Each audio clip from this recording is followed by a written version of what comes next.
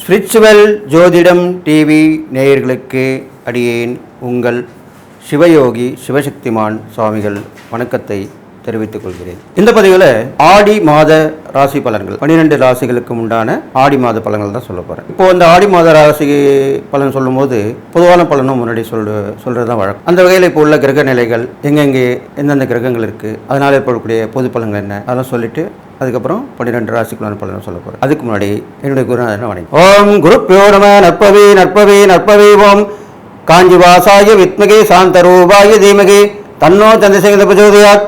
என்னுடைய ஆத்மார்த்த தெய்வமான மகாகாளி வணங்குறேன். ஓம் காளிதாசாய வித்மகே மசான வாசின்ன தீமகே தன்னோ அகோர பிரச்சோதயாத். பொதுவாக ஆடி மாதன்றது அம்மன் மாதம்னு சொல்லுவாங்க.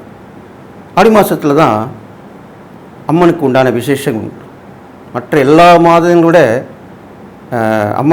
ஆடி மாதத்தில் தான் அம்மன் இருக்கிற இடங்கள்லாம், கோவிலெல்லாம், ஆலயங்கள் எல்லாமே திருவிழாவாக இருக்கும். கூழ் ஊற்றுவாங்க, தீ மிதிப்பாங்க, பொங்கல் வைப்பாங்க, குடும்பத்தோடு வந்து கலந்துக்குவாங்க. இந்த ஆடி மாதம் பிறக்கும் போது மீன ராசியிலே ராகு பகவான் இருக்கார், ரிஷப ராசியிலே குரு பகவானும் செவ்வாய் பகவானும் வீற்றிருக்கிறார்கள், கடகராசியிலே சூரியன் புதன் சுக்கிரன் அமர்ந்திருக்கிறார்கள், கன்னி ராசியிலே கேது அமர்ந்திருக்கிறார், விருச்சிக ராசியிலே சந்திரன் அமர்ந்திருக்கிறார், கும்பராசியிலே சனி பகவான் அமர்ந்திருக்கிறார். இதனால் என்ன பொது பலன் ஏற்பட போகுது அப்படின்னு பார்க்கும்பொழுது, ரிஷபத்தில் குரு மாறி இருக்காரு, இப்போது செவ்வாய் பகவான் வந்து சேர்ந்திருக்காரு கூட. அப்போ குருவும் செவ்வாயும் சேர்ந்தால் குரு மங்கள யோகம் ஏற்படுது. அப்போது இந்த ஆடி மாதத்தில் குருமங்கள யோகம் எல்லாருக்குமே இந்த அமைப்பு கிடைக்கும். அப்போ குருமங்கள யோகம் ஏற்பட்டிருக்கும் போது செல்வம், செல்வாக்கு, அந்தஸ்தி, பதவி உயர்வு இதெல்லாமே கொடுக்கக்கூடியது அந்த குருமங்கள யோகம். பெரும்பாலும் திருமணமும் நடைபெறும். குரு பலம் இருந்தால் தான் திருமணம் நடக்கும். அதே மாதிரி மாங்கல்ய பலம் இருந்தால் தான் செவ்வாய்க்கு வந்து மாங்கல்யகாரன் சொல்லப்படுது. மங்களகாரன்ற போது மாங்கல்யத்துக்கு உண்டான கிரகமாக கருதப்படுகிறது. அப்போ அந்த குருவும் செவ்வாயும் சேர்ந்திருக்கும் போது கண்டிப்பாக திருமணத்துக்கு உண்டான முயற்சிகள் நடக்கும், திருமணத்துக்கு உண்டான விஷயங்கள் நடக்கும். கடகராசியிலே சூரியன் புதன் சுக்கிரன் இந்த 3 கிரகங்களும் எப்பொழுதுமே சேர்ந்தாலே அதியோகம் என்று ஜோதிட சாஸ்திரம் சொல்லப்படுகிறது. அப்போது இந்த அதியோகமும் இந்த ஆடி மாதத்திலே அவரவர்கள் ராசிக்கேற்ற மாதிரி இருக்கும் இடத்தை பொறுத்து பலாபலங்கள் நன்மையான பலன்கள் தான் கிடைக்க போகுது. அதியோகம் என்றால் யோகத்துக்கு மிஞ்சிய யோகம் தான் அதியோகம்னு சொல்லப்படுது. 3 கிரகங்களுமே சூரியன் ஆத்மகாரகன், தந்தைக்குரிய பித்தூர்காரகன் சொல்லப்படுகிறது, சுக்கிரனான பண்டவர் கலத்திரகாரன் சொல்லப்படுகிறது.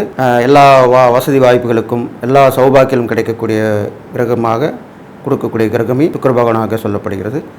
புதன் வந்து மாதுள வித்யாகாரகன் சொல்லப்படுது. உறவினர்கள், வருகை, நட்பு, கல்வி சம்பந்தப்பட்ட விஷயங்கள், வாணிகம், வர்த்தகம் இது மாதிரி எல்லாமே சொல்லப்படுது இந்த புதனுக்கு உண்டான. இப்போ இந்த 3 கிரகம் சேர்ந்திருக்கும் பொழுது நல்ல பலன்கள் தான் கண்டிப்பாக நடக்க போகுது. அதே மாதிரி கன்னிராசியிலே கேது வந்து புதன் வீட்டில் இருக்கலாம், தவறில்லை. அப்போது புத்தி சாதுரியம், குழந்தைகளின் கல்வி வளர்ச்சி, புதிய கல்விக் கொள்கை கண்டிப்பாக ஏற்படும், இதெல்லாமே நடக்கும்.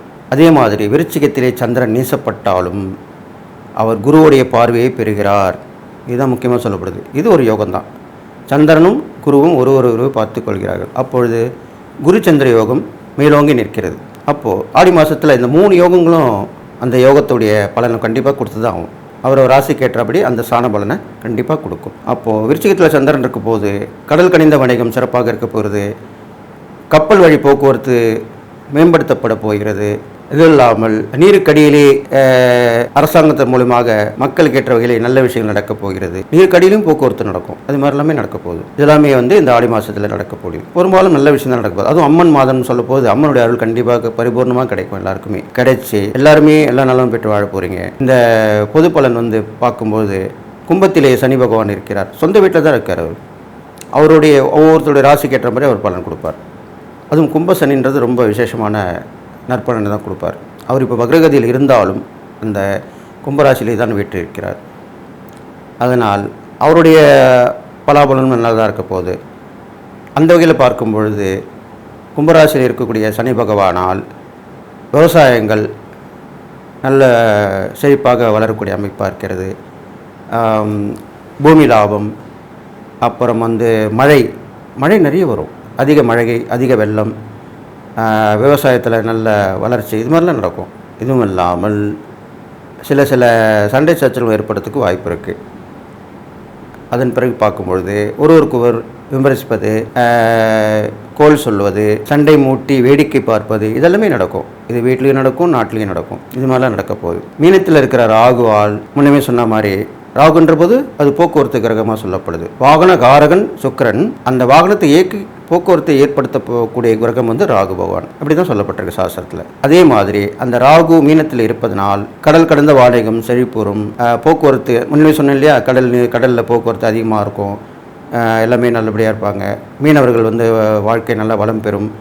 இதெல்லாமே நடக்கும். நல்லது நடக்கும்போது சில கெட்டதுங்களும் வரும். அப்போது நீரின் மூலமாக பரவக்கூடிய கிருமிகள் மூலமாக மக்களுக்கு பாதிப்பு ஏற்பட வாய்ப்பு இருக்கிறது. அதனால் நீரை வந்து பாதுகாப்பாக காய்ச்சி குடிக்க வேண்டும்.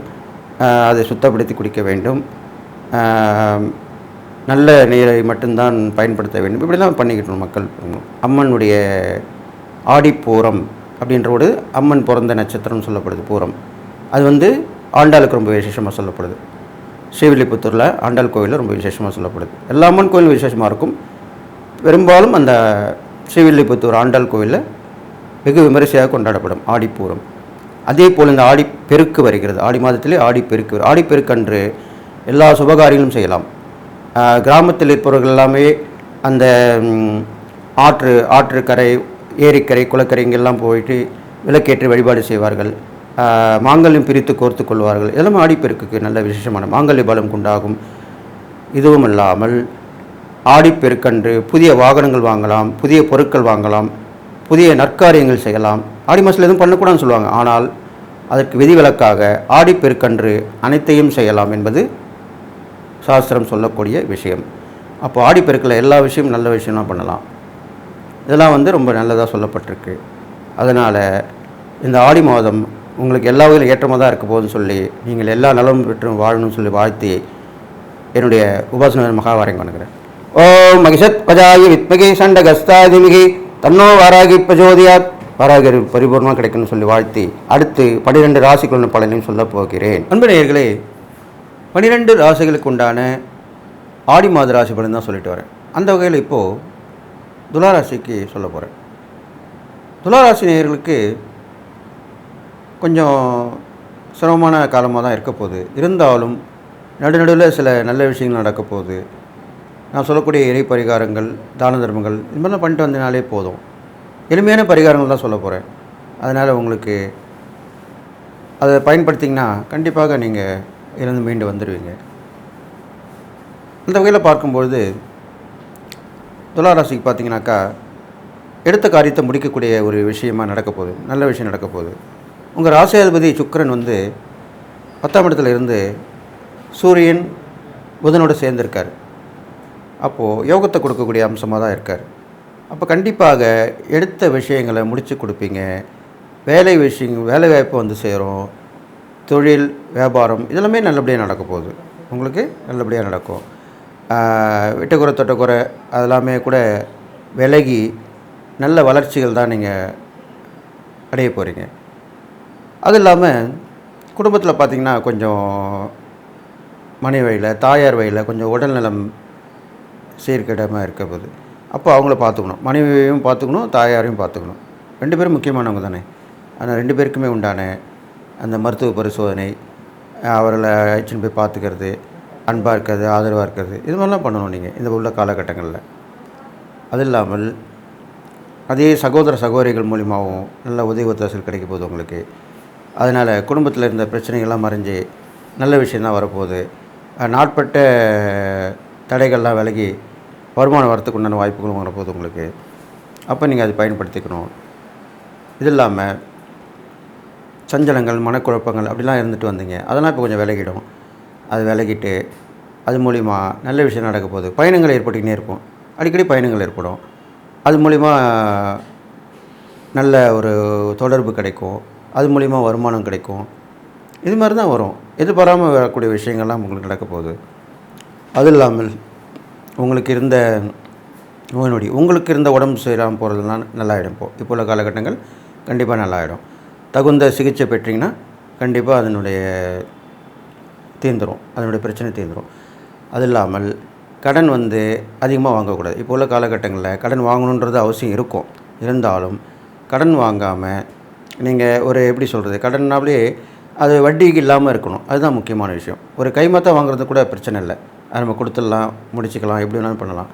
வட்டிக்குன்னு வாங்கும்போது அது வட்டி குட்டி போடும், வட்டி நிறைய வாங்கி அது தவிர்க்க முடியாத ஆகிடும். அப்போ அந்த கைமாற்று மாதிரி இருந்தால் வாங்கிக்கோங்க, இல்லைனா வட்டிக்காக இருந்தால் குறைஞ்ச வட்டியில் வாங்கிக்கோங்க, அதிகமான வட்டியில் அகலக்கால் வைக்காதீர்கள், அதுக்கு தான் அப்படி சொல்கிறேன். அப்போ அது பண்ணிட்டு வரணும். அது இல்லாமல் பிரச்சனைகள், பஞ்சாயத்து பண்ணுறது, பல வழக்குகள் வந்து நிற்கிறது எல்லாமே நிற்கும். அப்போ அது விஷயமாகவும் கொஞ்சம் கவனமாக இருக்கிறது நல்லது. அது மூலிமா மறைமுகமாக இருந்து யார் என்ன செய்கிறா அதெல்லாம் கண்டுபிடிச்சி நம்ம கண்டுக்காமல் இருக்கிறது நல்லதாக படுது. நம்ம வாக்குவாதம் பண்ணுறதோ அதை பெருசாக்குறதோ அதுதான் பிரச்சனை. ஒரு சண்டை சச்சரவு ஒரு பஞ்சாயத்து வந்தால் நம்ம சுமூகமாக போகிறது தான் நல்லது. ஒத்து போகிறது அந்த நேரத்துக்கு நம்ம அந்த பிரச்சனைலேருந்து வெளியே வந்துடலாம். அதுக்கேற்ற மாதிரி நீங்கள் நடந்துக்கணும். அதுதான் இப்போ சொல்ல வந்திருக்கேன். அப்போ அந்த மாதிரி பண்ணிட்டு வந்தீங்கன்னா பிரச்சனை இல்லை, நல்லபடியாக நடக்கும். இது இல்லாமல் நஷ்டங்கள் கொஞ்சம் ஏற்படுறதுக்கு வாய்ப்பு இருக்குது. நஷ்டங்கள் வரும். அப்போ நீங்கள் அது என்ன பண்ணணும், அதுக்கு நஷ்டங்கள் இல்லாமல் லாபம் வரணும்னு அவசியம் இல்லை. ஓரளவுக்கு லாபம் வந்தால் போதும், பெரிய லாபம் வரணும்னு அவசியம் இல்லை. அப்போது நஷ்டத்தில் போகாமல் ஒரு கம்பெனி நடத்துகிறீங்க, நஷ்டமாக போகுதுன்னா அதை யோசனை பண்ணி கொஞ்சம் பெருசாக கால் வைக்காமல் கொஞ்சமாக பண்ணி ஏதாவது ஒரு புதுசாக ஒரு ஐடியா கொடுத்து அதை நல்லபடியாக கொண்டு வரணும். அதே மாதிரி வியாபாரத்துலேயும் அந்த மாதிரி செய்யணும். புதிய வாடிக்கையாளர்கள் எப்படி வர வைக்கிறது அது மாதிரிலாம் யோசனை பண்ணி செய்யும். அந்த முக்கியமான காலம் தான் இப்போது. அதனால் லாபம் வரலனா கூட நம்ம நஷ்டம் வராமல் இருக்கணும், அதுதான் முக்கியமான விஷயம். அது மாதிரி ஒரு ஆவரேஜாக போயிட்டே இருக்கணும். அந்த மாதிரி இருந்தாலே போதும். அது மாதிரி நீங்கள் பண்ணிட்டு வரலாம். இது இல்லாமல் இந்த உங்களுக்கு துளாராசிக்காரங்க பார்த்திங்கன்னா நிறைய ஒரு சில சொத்துக்களை விற்கக்கூடிய சூழ்நிலை வரும். இவ்வளோ நாள் விற்க முடியாமல் இருப்பீங்க, அது இப்போ விற்றுரும். இப்போ உங்களுக்கு என்னென்ன உங்கள் கையை விட்டு போகணுன்னு இருக்கோ அதெல்லாமே போகும். அப்போது நம்ம என்ன பண்ணணும், அதை நம்ம வந்து விற்று அதை வந்து வேறு ஒரு யூஸ்ஃபுல்லாக ஒரு பொருளாக வாங்கிக்கலாம். வேறு ஒரு வீடோ ஒரு மனையோ வாகனமோ இல்லை வேறு ஏதோ ஒரு சேவிங்ஸ் பண்ணுறதோ அப்படி பண்ணிக்கலாம். அதை வந்து வீண் செலவு பண்ணக்கூடாது, அதுக்காக தான் அப்படி சொல்லியிருக்கேன். அது மாதிரி பண்ணிட்டு வந்தால் உங்களுக்கு நல்லது நடக்க போகுது. அது இல்லாமல் துளாராசிக்காரங்களுக்கு உங்களுக்கு வந்து ரொம்ப தந்தை வழியில் வந்து கொஞ்சம் பிரச்சனைக்கு வர வாய்ப்பு இருக்குது. எந்த மாதிரி வகையான பிரச்சனைன்னு கேட்டிங்கன்னா, அவங்க வந்து ஏற்கனவே ஒரு உதவி உங்களுக்கு பண்ணியிருப்பாங்க, அது நீங்கள் பதில் கேட்டிருப்பாங்க, நீங்கள் பண்ணியிருக்க மாட்டீங்க. அப்போது அது மூலிமா கொஞ்சம் அவங்க உங்கள் மேலே கோபமாக இருப்பாங்க. அப்போ தந்தை வழி உறவில் வந்து அனுசரிச்சுன்னு போகணும். இல்லைனாக்கா இப்போ என்னால் முடியல அப்படி சொல்லி ஏதாவது சால்ஜாக சொல்லணும். நான் அப்படி செய்கிறேன், இப்படி பண்ணுறேன் அப்படி சொல்லி அவங்களுக்கு தகுந்த பதில் கொடுக்கணும், அதுதான் முக்கியம். சில பேர் என்ன பண்ணுவாங்கன்னா, நம்ம கேட்டால் கூட மனசில் வச்சுப்பாங்க. அப்போ பாரு எவ்வளோ அழுத்தமாக இருக்கான், நம்மளுக்கு உதவி பண்ண மாட்டான். உள்ளே உண்மையை சொல்லிடலாம், என்கிட்ட இப்போ இல்லை, நான் அப்படி பண்ணுறேன், எப்படி செய்கிறேன் அப்படி சொல்லிச்சுவாங்க. அதிகமான பேச்சுவார்த்தையும் வச்சுக்க வேணாம், வாக்குவாதமும் வேண்டாம். இது மாதிரி பண்ணிட்டு வந்தீங்கனாலே உங்களுக்குள்ள அந்த கெடுபலங்கள் குறைஞ்ச நற்பலன் தான் ஏற்பட போகுது. இது இல்லாமல் உங்களுக்கு வந்து வேலை விஷயத்தில் கொஞ்சம் பிரச்சனை வரதுக்கு வாய்ப்பு இருக்குது. அது எப்படின்னு கேட்டிங்கனாக்கா, உங்களுக்கு வந்து அதிகமான வேலை கொடுப்பாங்க, அதை நீங்கள் செய்ய முடியாமல் கஷ்டப்படுவீங்க. அது இல்லாமல் அடுத்தவங்களுக்கு வந்து ஒரு நல்ல ஒரு ஊதியம் கொடுப்பாங்க, அதை பார்த்து உங்களுக்கு ஒரு பொறாமைப்படுற நேரமாக இருக்கும். அதனால் நீங்கள் சரியாக வேலை கூட செய்ய முடியாமல் இருப்பீங்க. ஏன்னா இப்போ நம்மளுக்கு வர்றது வந்து வாய்ப்பு இன்னொருத்தருக்கு போகுதுன்னா, அப்போ நம்ம என்ன பண்ணுவோம், அந்த வேலை செய்கிற இடத்துல அவ்வளோ ஒன்றும் நம்ம செய்ய மாட்டோம், மன வருத்தமாக இருப்போம். ஏன்டா நம்ம வந்தோம், ஏன் செஞ்சோம், ஏன் இந்த வேலைக்கு வந்தோம் அப்படின்னு ஒரு விரக்தியாகவே இருப்பீங்க. அப்போ வேலையில் உங்களுக்கு கவனம் போகாது. இந்த மாதிரி நேரத்தில் தான் நீங்கள் வேலையை கவனமாக செஞ்சு திருப்பி நல்லபடியாக கொண்டு வந்தீங்கனாலே, எதுவும் கண்டுக்காமல் இருந்தீங்கன்னா கண்டிப்பாக மேலிடம் பார்த்து பரவாயில்ல நம்ம கஷ்டத்தை கொடுத்தா கூட நல்லதாக அவனோட வேலை உண்டு, அவன் உண்டு நிற்கான் அப்படின்னு, அது ஆணாக இருந்தாலும் பெண்ணாக இருந்தாலும் அப்படி பார்த்து உங்களுக்கு கண்டிப்பாக அவங்க உதவி பண்ணுவாங்க. அதுக்குண்டான காலகட்டம் வரும். அப்போ வரும்போது கண்டிப்பாக நடக்கும். அப்போது இதெல்லாம் கடந்து போகணுன்றதுக்காக தான் இப்படி சொல்லிட்டு வருது, வேறு ஒன்றும் இல்லை. இப்போ நீங்கள் பண்ணிட்டு வாங்க, இது மாதிரி பண்ணிட்டு வாங்க. அப்புறம் துளாராசிக்காரங்களுக்கெல்லாம் வந்து வண்டி வாகனங்கள் வாங்கும் போதும் அதில் போதும் வரும்போதும் ரொம்ப கஷ்டத்தில் பிரச்சனை, வண்டிக்கும் பிரச்சனை வரும், உங்களுக்கும் பிரச்சனை வரும். ஏன்னா அது வந்து இன்சூரன்ஸ் இருந்தால் கூட அது வந்து நம்ம காப்பாற்றிக்கலாம், நம்மளுக்கு வந்து பாதிப்பு வந்தால் நம்மளால் முடியாது. ஸோ அதனால் கவனமாக இருக்கணும், வண்டி வாகனம் போகும் கவனமாக இருக்கணும், அதிகமாக வேகமாக ஓட்டக்கூடாது, நிதானமாக போகணும். இது மாதிரிலாம் பண்ணிட்டு வந்தால் நல்லது. அது இல்லாமல் உங்களுக்கு வந்து புத்திரபத்தில் குழந்தை குட்டிங்களா இருப்பாங்களா, அவங்களுக்கு வந்து அடிக்கடி வந்து உடம்பு சரியாமல் போகிறது, சாப்பாடு சரியாக சாப்பிடாமல் இருக்கிறது, இது மாதிரிலாம் நடக்கும். அப்போ அதை நீங்கள் கவனமாக இருந்து பார்த்து அதையும் அதுக்குண்டான தீர்வை எடுத்து அந்த பிரச்சனையை நீக்கக்கூடிய விஷயமாக சொல்லப்படுது. இது இல்லாமல் உங்களுக்கு வந்து கொஞ்சம் படிப்பில் விட்டு போயிருக்கும், அதெல்லாம் இப்போ நீங்கள் வந்து கவனமாக அதில் படித்து அதை முடித்து தேர்ச்சி பெற்றிங்கன்னா அது மூலியம் நல்ல பலன் கிடைக்கிறதுக்கு வாய்ப்பு இருக்குது. ஏற்கனவே படிப்பு விட்டுருப்பீங்க, அதில் பாதி தொடருது, இல்லை ஏதாவது ஒரு சப்ஜெக்ட் போயிருக்கோம் அப்படியே விட்டுருப்பீங்க. அதை வந்து இப்போ நீங்கள் எழுதி அது தேர்ச்சி பெற்றிங்கன்னா உங்களுக்கு அதனுடைய பலன் கண்டிப்பாக கிடைக்கும். இது மாதிரிலாம் விஷயம் நடக்க போகுது. இது இல்லாமல் துளாராசிக்காரங்க பெரும்பாலும் நாளை என்பது நரசிம்மரை, அதுதான் சொல்லிட்டு வரேன். அந்த நரசிம்மரை வழிபாட்டு பண்ணி வச்சிங்கன்னா நல்லாயிருக்கும். வெள்ளிக்கிழமையில் நரசிம்மரை வழிபாடு பண்ணுறது அவ்வளோ விசேஷமாக சொல்லப்படுது. அவருக்கு நெய் தீபம் போட்டு துளசி மாலை சாத்தி அவருக்கு பிடித்த பானகம் வச்சு வழிபட்டு வரலாம். இது வந்து வெள்ளிக்கிழமையில் வந்து சுபத்துக்கு பண்ணலாம். சனிக்கிழமையில் பண்ணிங்கன்னா நரசிம்மரை வழிபட்டு வந்தீங்கன்னா உங்களுக்கு உடல்நலம் சீராகும், தீய சக்தி இருந்தால் விலகி போயிடும். இது மாதிரிலாம் நடக்கும். இதுக்கு தான் அந்த நரசிம்மருடைய பலன் கிடைக்கும். அது இல்லாமல் கடன் பிரச்சனை சொன்னேன் இல்லையா, கடன் ருண விமோசன ஸ்தோத்திரம் அப்படின்னு நரசிம்மருக்கு இருக்குது. அது கடையில் கேட்டிங்கன்னா புத்தகம் கிடைக்கும். அதை வாங்கி வீட்லேயும் படிக்கலாம், நரசிம்மர் ஆலயத்திலும் போய் படிச்சுட்டு வரலாம். அதுவும் சனிக்கிழமையில் தான் படிச்சுட்டு வரணும். இது படிச்சுட்டு வந்தீங்கன்னா அந்த கடன் பிரச்சனை தீரும், நோய் நொடி எல்லாமே, வம்பு வழக்குகள் பிரச்சனை இதெல்லாமே தீர்ந்துடும் கண்டிப்பாக. இது மாதிரிலாம் பண்ணிட்டு வாங்க. அது இல்லாமல் குரங்கு வந்து பார்த்திங்கன்னா எங்கேயாச்சும் அதுக்கு தானதம் பண்ணிட்டு வாங்க. ஜூவில் கூட போய் பார்க்கலாம், அதுக்கு கொடுக்கலாம். வேறு எங்கேயும் கண்ணில் பட்டால் கூட அதுக்கு உதவி பண்ணலாம். ஆஞ்சநேயர் வழிபாடு உங்களுக்கு ரொம்ப வந்ததாக சொல்லப்படுது. ஆஞ்சநேயருக்கு வழிபாட்டு வரணும். வெண்ணெய் காப்பு சாத்தி நெய் தீபம் போட்டு துளசி மாலை, வெற்றிலை மாலை இதுவும் சாத்தலாம். ஆஞ்சநேயர் வழிபட்டு வரலாம் சனிக்கிழமையில். இதெல்லாம் பண்ணிட்டு வரலாம். ஒரு 11 சனிக்கிழமை பண்ணிட்டு வாங்க. நரசிம்மருக்கும் சரி, ஆஞ்சநேயருக்கும் சரி, இதெல்லாம் பண்ணிட்டு வந்தீங்கன்னா இந்த ஆடி மாத கெடுபலன் குறைஞ்ச நட்பலன் தான் ஏற்பட போகுது. அது இல்லாமல் இந்த துளாராசிக்காரங்களுக்கு அவங்க மனைவி மூலிமா ஒரு வீண் வம்பு வழக்கு அப்படி தான் சொல்லப்படுது. அப்போ அது வரத்துக்கு வாய்ப்பு இருக்கனால அப்போது நீங்கள் என்ன பண்ணணும்னு கேட்டிங்கன்னா, மனைவி வழி உறவுக்கிட்ட சுமூகமாக போகணும், இணக்கமாக போகணும், எந்த ஒரு பிரச்சனையும் இல்லாமல் இருக்கணும். சின்ன பிரச்சனை கூட பெருசாகிறதுக்கு வாய்ப்பு இருக்குது. அதனால் அதை வந்து தவிர்த்துட்டு நீங்கள் உண்டு உங்கள் வேலை உண்டுன்னு இருக்கக்கூடிய காலகட்டமாக தான் இப்போ இருக்குது. இதனால் கெடுபலங்கள் நிறைய இருந்தாலும் நற்பலங்களும் இருக்க தான் செய்யுது உங்களுக்கு. அந்த வகையில் பார்க்கும்போது புதுசாக ஏதோ யோசிப்பீங்க, அது மூலிமா நல்ல பலன் கிடைக்கும். உங்களுடைய திறமையை வளர்த்துக்கக்கூடிய காலகட்டமாக இந்த காலகட்டம் இருக்குது. அப்போ நீங்கள் அதை நிதானித்து யோசித்து பண்ணுங்கள். உங்களுக்கே தெரியலனா கூட உங்கள் நண்பர் வட்டாரத்தில் பேசுங்க, பழகுங்க. இப்போது நட்பு உறவுன்றது அவங்க நம்மளுக்கு உதவி ஒத்தாசை பண்ணுறதுக்கு மட்டும் இல்லை, நம்மகிட்ட நல்லது கெட்டது அவங்களுக்கு தெரியும், அவங்ககிட்ட நல்லது கெட்டது நம்மளுக்கு தெரியும். அப்போ நீங்கள் பேச்சு வார்த்தையில் இருக்கும் பொழுது எனக்கு இது மாதிரி குழப்பமாக இருக்குது, எதுவும் பண்ண முடியல அப்படின்னு நீங்கள் கேட்கலாம். அவங்க உபாயம் சொல்லுவாங்க. அப்போ அவங்க சொல்கிற கருத்துக்களை வந்து உங்களுக்கு ரொம்ப ஒரு யூஸ்ஃபுல்லாக தான் இருக்கும். கண்டிப்பாக அதை நீங்கள் ஃபாலோ பண்ணிங்கன்னா கண்டிப்பாக நல்லது நடக்கும். உங்கள்கிட்ட உள்ள திறமையை உங்களுக்கு தெரியாது, அவங்களுக்கு தெரிஞ்சிருக்கும். ஏன்ப்பா உனக்கு தான் இந்த மாதிரி இருக்கே, உன் டேலண்ட் எனக்கு தெரியுமே, நீ இதை யூஸ் பண்ண, நீ இந்த மாதிரி பண்ண, அங்கே போய் பாரு, இதை பண்ண அப்படின்னு சொல்லுவாங்க. அப்போ கண்டிப்பாக ஆஹா ஆமாம் அப்படின்ட்டு அப்போ தான் உங்களுக்கு யோசனை வரும். அப்போ அதன்படி நீங்கள் நடந்தீங்கன்னா கண்டிப்பாக இந்த காலகட்டங்கள் உங்களுக்கு நன்மை தான் செய்ய போகுது. இது இல்லாமல் துளாராசிக்காரங்களுக்கு பார்த்தீங்கன்னாக்கா தான தர்மங்கள்னு பார்க்கும்போது நீங்கள் வந்து உடம்பு சரியில்லாமல் இருக்கவங்கள, ஏழைகள் இருக்காங்க இல்லையா, அவங்களுக்கு நிறைய கொடுத்துட்டு வந்தால் நல்லது. தான தர்மங்கள் உடம்புடையமாக கஷ்டப்பட்டுருப்பாங்க, அவங்களாம் போய் பார்க்க முடியாது, எந்த மருத்துவ வசதி இருக்காது, யாரும் கூப்பிட மாட்டாங்க, போக மாட்டாங்க, அப்படின்னு தான் இருப்பாங்க. அப்போது அது நீங்கள் தெரிஞ்சு நடந்து அவங்கள கூட்டின்னு போய் கூட நீங்கள் உதவி பண்ணலாம். ஹாஸ்பிட்டலுக்கு அனுப்பி அட்மிட் பண்ண வைக்கலாம், இல்லை யார் மூலிமா சொல்லி பண்ண வைக்கலாம், எது வேணாலும் செய்யலாம். எப்படி உதவின்றது எந்த வழிகளும் செய்யலாம் நீங்கள். ஆனால் உங்கள் பங்கு அங்கே இருக்கணும், உங்கள் பங்கு அதில் இருக்கணும். அப்போ கண்டிப்பாக உங்களுடைய உடல்நலம் சீராகும். நான் சொன்ன இந்த கெடுபலெலாம் குறைஞ்சிரும், ஓரளவுக்கு நல்லபடியாக ஆகிடுவீங்க, கவலைப்பட வேண்டாம். அதனால் துளாராசிக்காருக்கு கிரகங்கள் எதுவும் சரியில்லைனா கூட இந்த இறை பரிகாரங்கள், தான தர்மங்கள் மூலமாக கண்டிப்பாக நல்லது நடக்க போகுது. நீங்கள் பொதுவாகவே நீங்கள் வந்து ஒரு தைரியம் மிக்கவர்கள், நீதி நேர்மை சத்தியம் அப்படிலாம் நிலைநாட்டக்கூடியவங்க தான்.